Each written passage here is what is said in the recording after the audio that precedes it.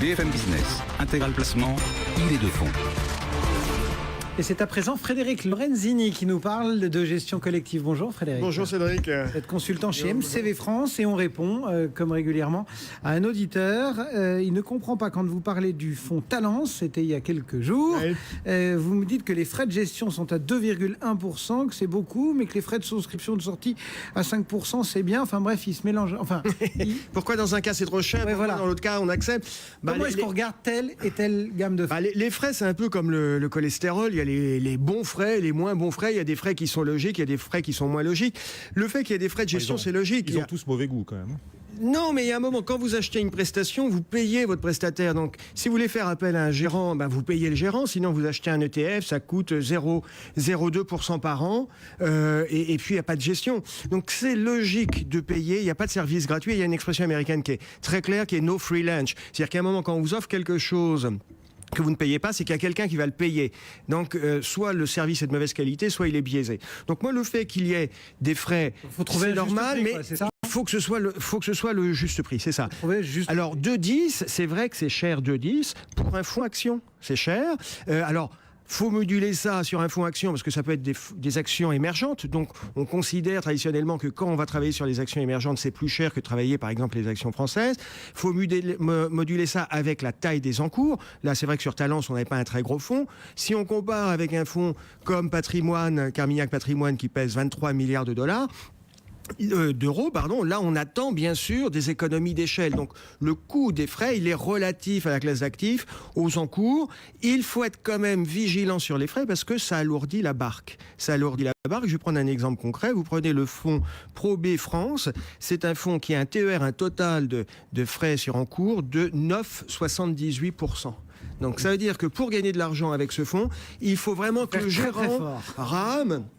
Et alors, je dis enfin pour le client, parce que pour le gestionnaire, il touche 9,9. Lui, le gestionnaire, il est sûr de gagner.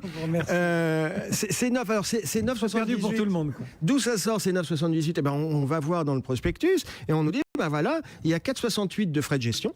Déjà, d'entrée de jeu. Et puis là-dessus, on rajoute des commissions de mouvement. Alors, les commissions de mouvement, c'est quand même une spécialité franco-française. Sur les fonds étrangers, on n'a pas ça. En France, on a ça. Il y a quelques maisons qui ne prélèvent pas de commissions de mouvement, comme Moneta, par exemple. Donc ça, c'est très vertueux. Et les commissions de mouvement, ça veut dire quoi? Ça veut dire qu'à chaque fois que le gérant achète ou vend une action, une obligation, il y a une commission. On se demande à quoi servent les frais de gestion si en plus on rajoute une commission.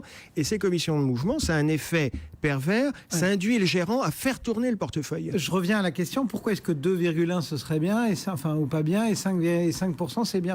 Pourquoi est-ce qu'il y en a qui sont acceptables et d'autres qui ne le sont pas? Alors, les 5%, ce n'était pas des frais de gestion, c'est des frais d'entrée, de souscription et de sortie. Et c'est des frais à fenêtre. C'est-à-dire qu'il y a une période de souscription pendant lesquelles il n'y a pas ces frais. Et puis on vous dit à partir de fin janvier, il y aura ces frais. Puis il y a une période de sortie à partir de laquelle il n'y a pas les frais. Mais avant cette période de sortie, il y a les frais. Donc c'est des frais à fenêtre.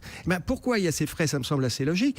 Sur les fonds, on veut absolument de la liquidité. C'est-à-dire on veut pouvoir l'acheter, le vendre comme ça, sans qu'il y ait de frais. Et en même temps, sur les fonds actions, tout le monde est d'accord pour dire quand on investit sur des actions, c'est du moyen long terme. C'est 3 ans, 4 ans, 5 ans. Donc c'est pas logique de se dire je fais le choix d'investir sur des actions avec une stratégie moyen long terme et de vouloir une liquidité. D'accord. Et ces frais, pourquoi c'est important? Parce que le gérant, lui, a une stratégie de moyen long terme. Donc si les gens rentrent et sortent à tout moment, pour lui, ça le... Donc avec des frais à fenêtre, par exemple, on a la liquidité et on vous dit, de vue. Faites un pari, restez 3 ans, 4 ans, 5 ans sur le fonds. Parce que notre stratégie d'investissement, elle va avoir son sens sur une durée longue. Maintenant, si vous voulez sortir avant, libre à vous, vous pouvez sortir, mais il y aura des frais de sortie. D'accord. Eh bien, voilà ce qu'on pouvait dire. C'est assez logique. Ce qu'on pouvait répondre sur ces frais qui sont de bons ou de mauvais frais. Frédéric Lorenzini pour MCV France.